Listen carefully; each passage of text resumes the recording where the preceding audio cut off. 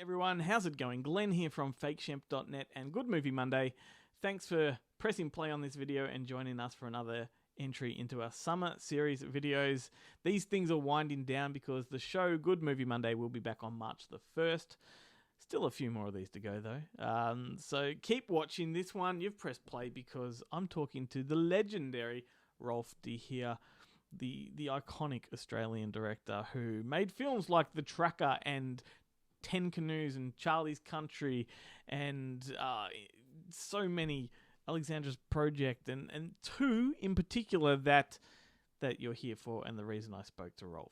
The first one is Dingo, the 1991 film starring Colin Friels and Miles Davis. Beautiful film and a beautiful release. That's part of Umbrella's Sunburnt Screens label. But the one that you're probably here for the most, of course, is Bad Boy Bubby. Now, what a release, what a film. My God, nearly 30 years later, and it's still as divisive as ever. And I don't know anybody that doesn't love this. I do. I know one person that doesn't love this film. It's some British lady.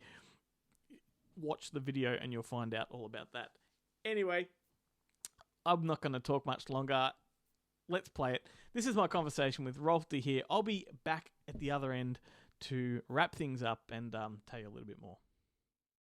Hi, Glenn. Hey, Rolf. How are you, mate? I'm okay. How are you? Yeah, really, really good. It's a huge pleasure for me to be talking to you, so thank you for taking the time. It's a pleasure. So we're going to talk about sort of Dingo and Bad Boy Bubby, but we'll start with Dingo. I think this is quite a special film, somewhat of a forgotten gem. You must be thrilled that it's getting a preservation with this new Blu-ray release. Look, I was particularly thrilled a few years ago when it got preservation on the film end of things, which is what, in a sense, has allowed, which the NFSA did a preservation on it, and that's what allowed this new film, the new digital preservation, I guess, to be so much the better. Mm. Absolutely. And I think, when it comes to your movies, you never really repeat yourself. No two films of yours are alike. And I think, personally speaking, Dingo must be one of your most unique ones and almost outlandish in the terms of bringing together the stark contrasts of jazz music to the Australian outback. Was this a hard pitch at the time when you made it? Look, I think one of the things that makes Dingo unique in my work is that it was completely written by somebody else. And I can't recall another thing I've done that's like that. It was a script I loved, and it was a script that Mark Rosenberg wrote and spent years trying to get going. Yes, it was a hard pitch. It went through a number of casting configurations, but ended up with Miles Davis, which was the thing that I guess was part of what made it come together at the end. Yeah. But yes, we had many adventures on the financing trail with that one. I mean, quite extraordinary adventures, really. And this is probably a question better pitched at Mark, but where did the title come from, Dingo? Was there any special relevance or significance behind the title itself? Well, he's a dingo trapper. Yeah. And his nickname is Dingo. John Dingo Anderson, dingo trapper. It's almost like in your introduction, you suggested the contrast of it. And Dingo is one of the real contrasting things. It's also the dingo sounds that come into John Anderson's jazz playing. So there's lots of connections. Sure. I suppose it didn't hurt that Dingo was on the tip of everybody's tongue at that time as well. It did. It was not helpful. Oh, it was not helpful. No, not at all helpful. Yeah. I recall seeing this film many, many years ago on VHS and never forgotten the opening sequence. It's almost famous in Australian cinema, but I struggled to comprehend the logistics of that whole setup, the location, the aeroplane, getting Miles Davis to the outback. And I believe there is a special feature on the new release talking about that. But can you just tell us a little bit about shooting that? Yeah, I can. It was 3 of the more difficult days shooting that I've had in my entire existence, and I've had a few difficult ones. They don't rank at the very top, but in terms of the size of it and the scope of it and what was happening, it was hard to solve problems. Yes, we had Miles Davis. We had 150 extras in period costume. We had period cars. We had a special little terminal that we'd built at the other end of the Meekatharra airstrip, and the plane came in, and that was all okay. But when it left, it gouged up the runway. So that was the first of 3 days shooting. We in a sense, we hired it in between jobs each day. It was a night freighter. And so the next day it came back with a different pilot. He took one look at the gouges on the runway and said, no, I'm not parking there, which is, of course, where it had been established that the plane was. Yeah. And all the continuity depended on it. And so he drove a kilometre away, parked it up near the main terminal building and said, your problem. So anyway, we negotiated and got it close, but not exactly there at all. And lost half the day there. And I do remember at the end of the last day, as we were scrambling to get anything we could, and the crew was on the plane shooting, just not a big crew at that actually on the plane. It was just like the camera and the quick shoot this, quick shoot, and the pilot began screaming at us, "Get off my fucking plane!" Just one more shot, just one more shot. Anyway, and we lost two rolls in the lab. 2 rolls of neg came off the printer and off the processor and gouged right. Oh, look, and that was before you could do digital fix-ups and things like that. So it was a difficult time. In the end, the sequence that comes out of it is good, and it's special. So that was really, it was worth all the effort, I suppose. Oh, it made an impression on little old me at the time, that's for sure. One of the very first albums I ever purchased, and probably because of it, was Kind of Blue. Okay. Miles Davis album. So definitely left an impression on me. Dingo soundtrack. I probably didn't know it existed. Dingo somewhere else. Good. Yeah. I have been listening to that over the last week, though. Yeah. It's a lovely soundtrack, isn't it? Yeah. Were you a fan of Miles Davis before making the film? Not at all. I was heavily into many sorts of music, except probably jazz. And I thought that sort of qualified me to do it, because if I could like it, then a broader audience than just jazz aficionados could enjoy it. And I did enjoy it, and I still do enjoy the music a lot of that. And that's Miles and Michel Legrand. And, just the two of them together, I think, took it down a very fine ride, because Michel Legrand could be very, sort of boppy popular, but with working with Miles, because he'd worked with Miles years before, working with Miles, I think they just took that soundtrack right down the middle, and it was a great synthesis between the two of them. Absolutely. Was he as eccentric as the film has him portrayed? Miles, that is? The film does not portray Miles to be eccentric. It portrays the character Billy Cross to be eccentric, and Miles was never a thought in anybody's mind about that role or being a model for that role. In fact, when Mark first wrote it, he wrote it for a drummer, and it was going to be a drummer, a jazz, and Dingo's going to be out back, tick, tick, tick, tick, tick, tick, tick. Yeah. And then a sort of really good Australian cinematographer of the time, Vince Monton, he said to Mark, look, it's really hard to sync when you're doing it to playback. Why don't you make it something easy like a trumpet? And so eventually Mark did change it to being a trumpet. And okay. So Miles has his eccentricities. There's no doubt about that. Or he had his eccentricities, no doubt about that. I got on incredibly well with him. He was a joy to work with. And his manager of 8 years at the time said he had never seen Miles as cooperative as that. And we were talking about making another film together at the end of it. And we'd begun to discuss what it was going to be. And it was going to be set in the Louisiana Bayou, and it was not going to be about music, and but he died, so we didn't do it. But so even in that, he was quite eccentric, but yes, I could work out where his fears came from and why he was like that, and so we got on famously. Yeah, right. That's great to hear. Because like he obviously does such a great job that I wasn't too sure if he was just an eccentric and that's sort of how you had to frame it, or if he was. No. He's a natural performer. He's a natural actor. He finds the truth of them. Sometimes the words don't come out right for him.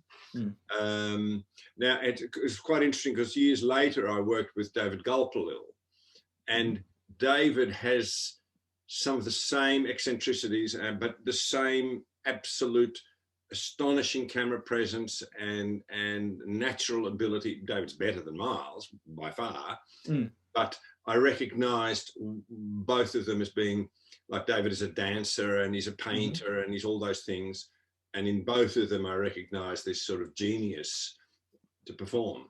Yeah. Fantastic. And before we move on to Bubby, I think I just want to touch upon the fact that I think a lot of your films vary. You do some that are very strong on social commentary, some are very frivolous and fun. Where does Dingo stand for you personally in your whole catalogue of films? When I think about almost any one of the films, it seems like it's unique and has a whole sort of plethora of things about it that makes it different to any of the others. And with Dingo, it's the same. Look, it was a turning point in my life, and in I was going to say in my career, but actually it was not in my career because it ended my career. Okay, I stopped after Dingo having a career because I wanted to, because of Dingo. Right. And after that, I made films I cared about. I didn't have a career. I was on this trajectory. Yeah. And I got to Dingo and I thought, that's it. This is no good. This is not the way to do films. Let's do them a different way, which is a nice segue into Bubby, really. I'm proud of Dingo, but it cost too much to too many people, Yeah. No, I get that, but yeah, you should be proud of it. It's a wonderful film, and you kind of answered my next question, because I was going to talk about the fact that with Bubby, it's a very stark contrast in mood and tone to Dingo, and I was wondering if you do make a concerted effort to keep your projects as diverse as they are. No, it's something that happens quite naturally. I've worked out over the years, because what happens is I do a film, and it's all consuming. It's everything, to make it good with limited resources usually, but you get one chance at it, and so you put everything, because it's going to last there forever or disappear, and all that effort and have it disappear, that's no good at all. So you put a lot of effort into it, and then when you get to the end of it, the last thing you want to do is the same thing again. Okay, so the things that I'm then attracted to for the next one are usually quite different. Yeah. I'm just not attracted to anything like Dingo after I've made Dingo, or I'm not attracted to anything like 10 Canoes after I've made 10 Canoes. And so Dr. Plonk comes after 10 Canoes. Very different, because it's completely, yes. And that's what happens. It's like each film is a sort of an antidote, a reaction to the previous one. Yeah. Yeah, excellent. I was at the 25th anniversary screening of Bad Boy Bubby at Monster Fest a couple of years ago, and I'll never forget it, because about 20 minutes into the film, a British lady stands up and just absolutely blasts the audience, tells them they're all disgusting, says that they're sick perverts. Is this something of a badge of honor that your film still polarizes after all these years? No, I would much prefer the British lady to have sat through it and thought about it calmly. And look, I think the best connection to that I can give is at the Venice Film Festival, it won an ecumenical award, okay, by the religious jury, and I believe that they were deeply divided whether to give it this, religious award, or whether not to, whether it should be damned or whether it should be praised. Now, in the end, they talked about it for a long time, like hours and hours. Apparently 7 hours. They decide, and in the end, they came to consensus. Yes, okay, here it is. Its morality is strong enough to blah, blah, blah, blah. Okay, so they go. Yeah. Okay, now that for me is where it sits, and yes, there are a lot of things in it that make you think about it one way or another. It's a journey for you go on this journey with that film, and look, okay. The other thing is everybody sees a different film. It's not just Bubby. Every film that's ever made, everybody who sees every film, they see a different film than anybody else, because it's who they are. It's how they react to this. And I know that Bubby delights people to this day, and it also horrifies people to this day. And I think that's okay. I think it's lovely that it does, because it means it's something of lasting value. Yes. And that's a great thing. That's a great thing. Is it the film you get asked about the most? Yeah, probably. Yeah. The only other one would be 10 Canoes. But 10 Canoes more in Australia. Bad Boy Bubby is everywhere in the world. But yes, I still, look, here I am talking about it, nearly 30 years later. 28 years later, whatever it is. But here I am still talking about it. Amazing. Yeah, it is. Amazing. It's extraordinary. I find it astonishing. I have no doubt. And I mean, I love talking about them all these years later, Yeah. They were very informative to my sort of teenage years. A lot of you, even Dr. Plonk for that matter. And before I let you go, because I think we are almost out of time, I wanted to thank you for Dr. Plonk as well as one of my favourite films of all time is The Old Man Who Read Love Stories. Yeah. Are you in Melbourne? Yes, I am. It's going to be live screening of Dr. Plonk in Melbourne, Acme, Federation Square, with music. I think in April. I think. I'll be all over that. Yeah, I know, and it's very exciting, And, absolutely. And The Old Man Who Read Love Stories. It was so horrible to make that film. The crew was great, and the cast were great, but it was horrible. Okay, the producers were terrible, horrifying. And I was going to give up filmmaking after that. I had given it up. It was that, but. Yeah, and it was a trapped film. It couldn't be seen, and so a couple of years later, finally, it played in Australia at the Adelaide Film Festival. We'd managed to talk them into allowing this screening, and Hugo Weaving came down, and we watched the film and discovered it.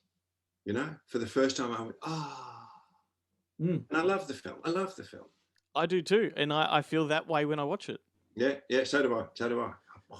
And I played the soundtrack, and I love that, and the music. I mean, it's like, yeah. Beautiful. Well, thank you so much for taking time. I could talk to you for hours about your films, and we'll get this Grant bloke and say, hey, I'm here. The other people, hey, piss off, Grant. Get rid of the other. Back. I'm back, and I am gonna. I'm talking to Glenn. Yeah, I'm cutting Glenn out, and I'm bringing in the next one. You're a dropout, Glenn. Sorry. Glenn. Talk to you later. Bye. How good was that? That's a bucket list one for me. I've adored Rolf as a filmmaker for so long, and to have that chance to talk to him, and thanks to Umbrella Entertainment and also Grant Hardy, who you saw at the end of the video from Monster Pictures, for putting that one together for me. What a legend. Oh, what a legend. I want to get him back on the show. There's so much more that we have to talk about, and I reckon we can make it happen. But anyway, I hope you liked it. Don't forget to go and get those Blu-rays. Sunburnt Screen's release of Dingo and the Beyond Genres label release of Bad Boy Bubby, both through Umbrella Entertainment, and you can find them on the Umbrella website. And that's it. I hope you enjoyed it. We do have a conversation with Bad Boy Bubby star Nicholas Hope coming up real soon, so you're not going to miss out on that one either to wrap things up. Anyway, we'll catch you on the next one. Take care, and I'll see you then.